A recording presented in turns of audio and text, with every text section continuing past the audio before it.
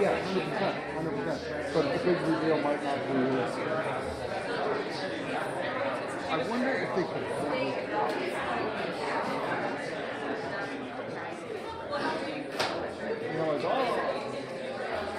Like all lines and whatnot.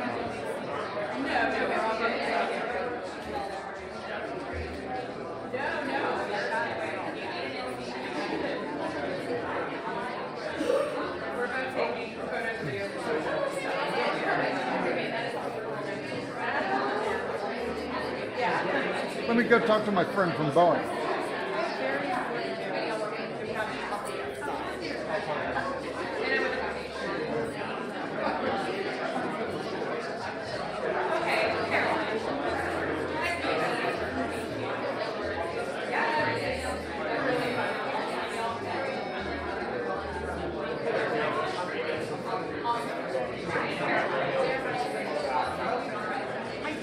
I feel like you're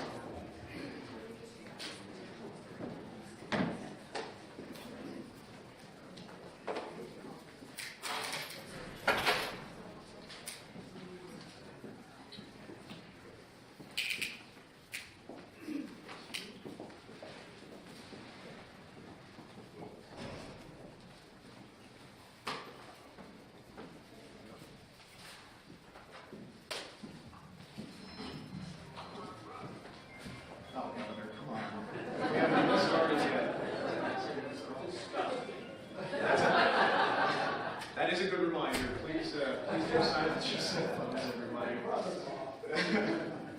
Ladies and gentlemen, my name is Jim Byron, and I have the honor of serving as a senior advisor to the Archivist of the United States, and I want to welcome you all to the National Archives here in Washington. We are only 6 months away from celebrating our nation's semi-quincentennial, 250 years of ambition, daring, resilience, innovation, boldness, transformation. As President Lincoln iconically and indelibly reminded those at Gettysburg, our fathers brought forth on this continent a new nation, conceived in liberty and dedicated to the proposition that all men are created equal. Ladies and gentlemen, the original Declaration of Independence lives only 100 steps to your right here at the National Archives Museum for all to come and see. While the original Declaration is permanently encased in glass, there are thousands of other historic documents of consequence in our nation's archives from the 18th century that are part of what I call the continuum of freedom. They are instructional, revealing, exciting, and they've never left Washington, D.C. So to celebrate America's 250th birthday, it is my pleasure to announce today the Freedom Plane National Tour, to make accessible to the American people across our nation for the first time historic and consequential documents fundamental to America's founding and the beginning of American government. At least 10 irreplaceable documents from America's founding period that are windows in time will travel our country to 8 cities, beginning in March and set to conclude in August. These documents are either precursors to the Declaration and reflect mounting frustration with British rule, or they document the Declaration's immediate result, how subjects of King George III became citizens of the United States and formed a new nation and then a new government. The documents that will go on tour are an original engraving of the Declaration of Independence, one of only about 50 known original engraved copies printed from a copper plate of the original, commissioned by John Quincy Adams. The Articles of Association from 1774, the Continental Congress's first major unified act of resistance against Great Britain. George Washington, Alexander Hamilton's and Aaron Burr's oath of allegiance, signed as officers of the Continental Army during the Revolutionary War. The Treaty of Paris of 1783 that formally ended the Revolutionary War and in which Great Britain recognized the United States as an independent country. A rare secret printing of the Constitution in draft form from 1787 with the delegates' handwritten notes made during the Constitutional Convention. And the voting record of the Constitutional Convention approving the final text of what would become the United States Constitution. All originals, no facsimiles, no copies. All incredible, all instructional, and all irreplaceable. And here today in this room, you can see a few of those very documents that will go aboard the Freedom Plane, including the Treaty of Paris, the 3 oaths of allegiance, and the draft U.S. Constitution. So I invite everyone to take a look when we conclude. Many of these documents are leaving this building for the first time, and they are traveling together for the first time in history. Today's effort is inspired by the Bicentennial Freedom Train, a mobile museum that crisscrossed the country in 1976. Those who experienced or remember the Freedom Train speak fondly of it, and we aim to create similar memories and impact now, 50 years later. Rather than go by train, these documents will leave Washington, D.C. and travel all 8 cities aboard the Freedom Plane, a beautiful Boeing 737 provided very generously by the Boeing Company. And this glimmering Boeing 737, with its sure-to-be iconic celebration livery, which we'll see in just a moment, will bring the documents to the following cities and museums. Kansas City, Missouri, the National World War I Museum and Memorial. Atlanta, Georgia, to the Atlanta History Center. Los Angeles, California, the University of Southern California Fisher Museum of Art. Houston, Texas, to the Houston Museum of Natural Science. Denver, Colorado, to the Colorado History Center. Miami, Florida, to the History Miami Museum. Dearborn, Michigan, to the Henry Ford Museum of American Innovation. And Seattle, Washington, to the Museum of History and Industry. At each stop on the tour, the documents will be installed in a National Archives traveling exhibition called The Documents That Forged a Nation. The first display will open on Friday, March 6th in Kansas City, and the entire tour schedule is now available at archives.gov. These cities represent widely different geographic regions across our country, and were chosen for a few key reasons. The purpose of this tour is to allow those Americans who may not be planning to visit our nation's capital to see, experience, and learn from American history. Government is not exclusively an Eastern entity, and American history is the story of all of us.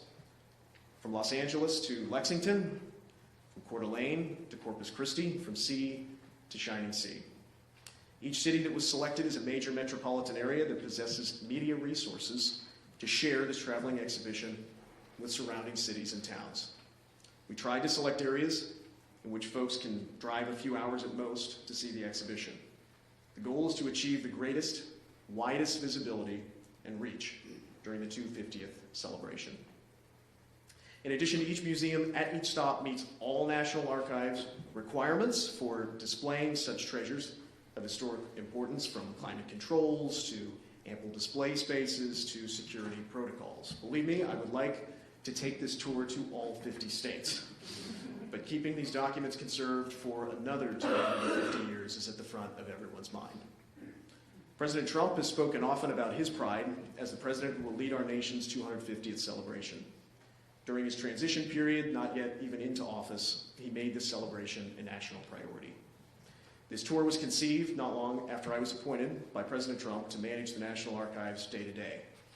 It has been nearly a year in the making and has involved hundreds of hours of planning among conservators, registrars, security professionals, advanced teams, logistics experts, lawyers, insurance experts, pilots, educators, writers, designers, fabricators, teams from all different states, municipalities, and venues working together. Every movement of these documents is tightly scheduled, diligently monitored, well prepared for, and secured. Once the documents disembark from the Freedom Plane, they will be transported in climate-controlled vehicles secured by professional handlers with the National Archives. They'll arrive at each museum under police escort, and National Archives personnel will work closely with experienced, credentialed staff at each museum to prepare the documents for display. And once they're on view to millions of our fellow Americans, they will be protected at all times. Allow me now to thank the National Archives partners who are here with us for your support, especially the National Archives Foundation and its generous donors, the most noteworthy of which you will be hearing from soon. There is no more noteworthy an occasion than America's 250th birthday to share this history. Hopefully by allowing folks across the country to get up close to and experience this history will inspire our fellow Americans to champion our nation's founding ideals into the future. With that, allow me to introduce Rodney Slater, Chairman and President of the National Archives Foundation, who served with distinction as Secretary of Transportation under President Clinton. Mr. Secretary.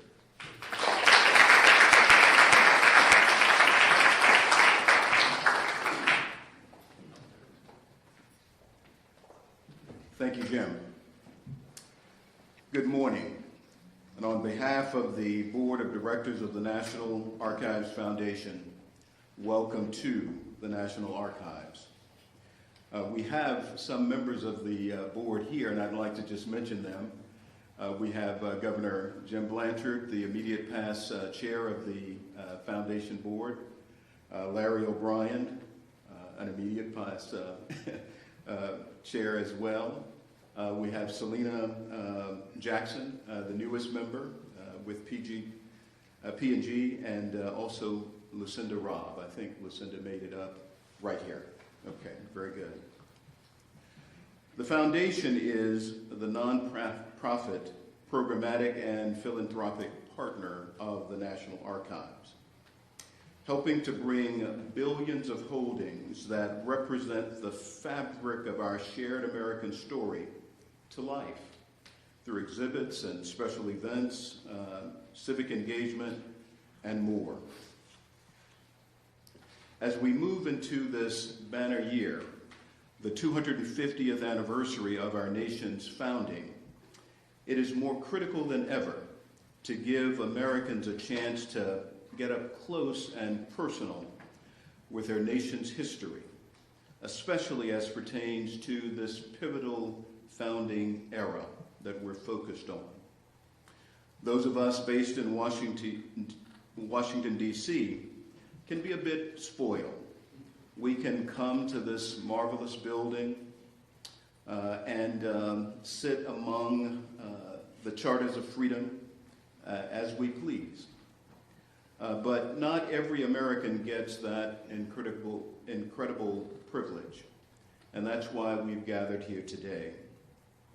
The 250th anniversary is an inflection point for all Americans of any age or background to deepen our understanding and appreciation for our history. We at the Foundation saw this inflection point, this opportunity, as an occasion to ensure that this experience was not just limited to those who live in and around Washington, D.C., but would be of the enjoyed privilege of those across this great land, as has been said, from sea to shining sea. What started as a simple idea, making the founding more accessible, has blossomed into this ambitious endeavor. The Freedom Plane National Tour, documents that forged a nation. As Jim mentioned, this initiative was inspired by the bicentennial Freedom Train. And it will give countless Americans from coast to coast a rare chance to view National Archives records that declared freedom, that won the war, and that forged a constitutional democracy. In collaboration with a lineup of amazing partner institutions, This effort reflects our shared belief that these documents do not belong to any one city or any one institution. They belong to the American people. I've stepped into this wonderful rotunda here at the Archives on countless occasions, and I've seen the awe that these founding documents elicit even among the youngest of our visitors. How amazing it would be then if we could replicate this experience for the next generation, for those across the nation. That's why the Foundation is committed to making this activation an educational experience as much as a sentimental one. We will do this by providing each institution with civic activities and resources to ensure younger visitors can more diligently reflect on their past and become actively engaged as citizens and responsible stewards of the very principles enshrined in these magnificent documents, these historic documents, our charters of freedom. Of course, we couldn't accomplish any of this alone.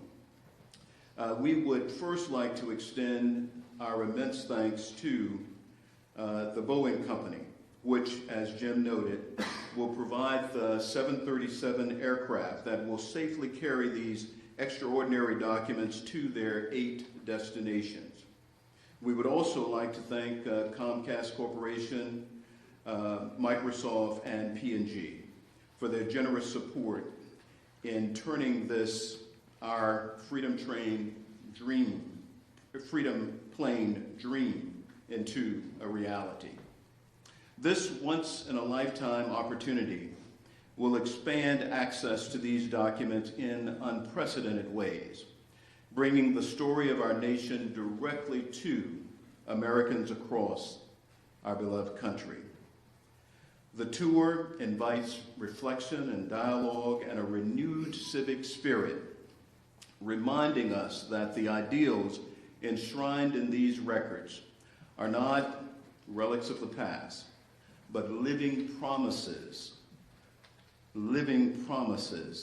that depend on each generation, preserving them, protecting them, and projecting them forward. Now, I'd like to introduce Jeff Shockey, I'm sorry. Jeff is the Executive Vice President of Governmental Operations and Global Public Policy Corporate Strategy for the Boeing Company.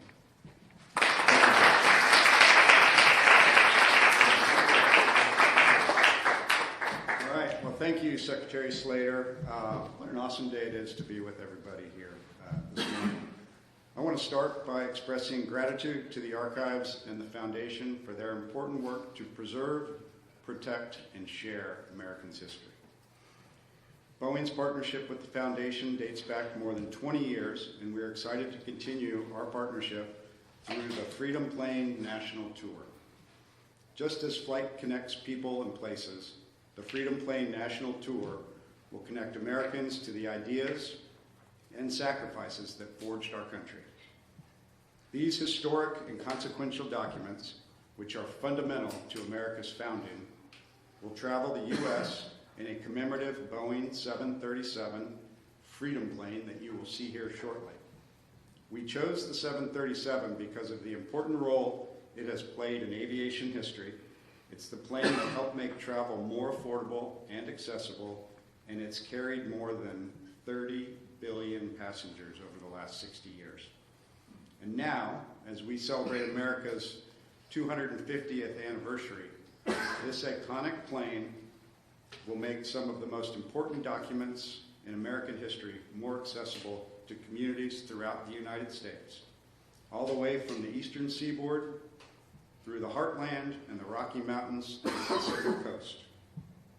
We know that when people can see history, it builds a deeper appreciation for the freedoms we celebrate. Thank you to the Archives Foundation, the National Archives, and everyone who made the Freedom Plane National Tour possible. including President Trump and Secretary Rubio, and leaders throughout this administration. Boeing is proud to be part of this special celebration of America's 250th anniversary, or as Jim said, semi-quincentennial. Bicentennial is easier. We all have to do a little practice. So with that, I'm going to turn it back to Jim.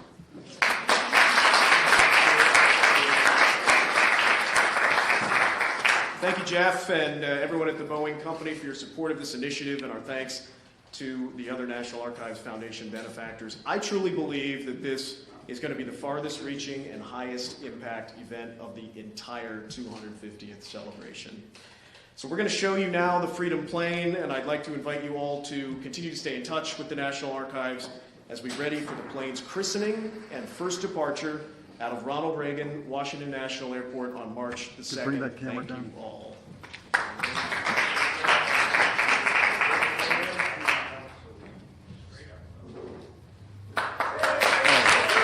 Cannot see. Hold it up. Hold it up. There we go. Keep holding it. Thank you, thank you, thank you. Television, keep holding it. Keep holding. Television thanks you. Is that model going into the archives? There's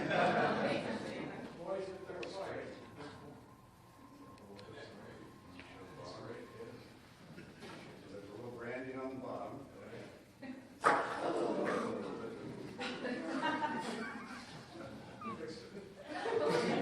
says Boeing Backs America. Okay.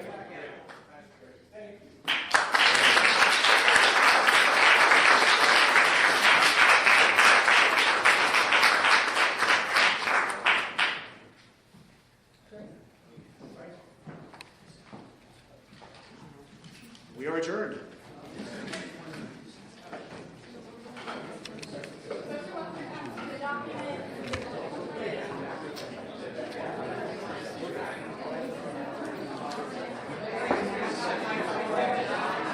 I'll feed the earlier clips because everybody's just going to descend on that thing.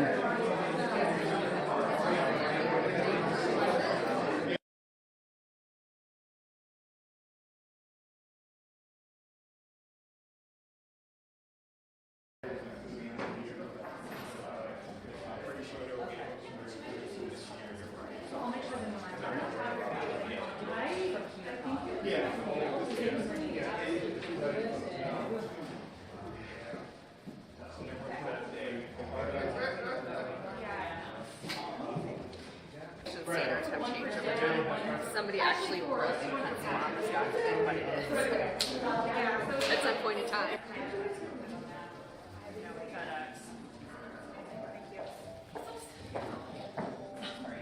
That's the spirit. My work is.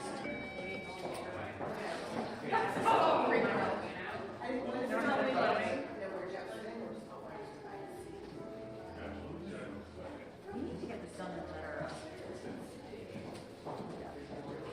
It might be fine. So try to press it down. Just no bummer, no bummer. Nope, never mind, it looks great. Let's just try to get the crinkles down.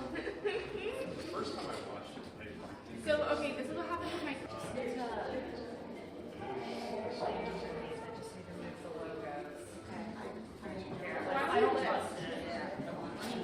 Oh my gosh, it's so much smaller than I envisioned. There is a bigger one. I actually see a towards marker a little bit down. Towards raise it a little bit down.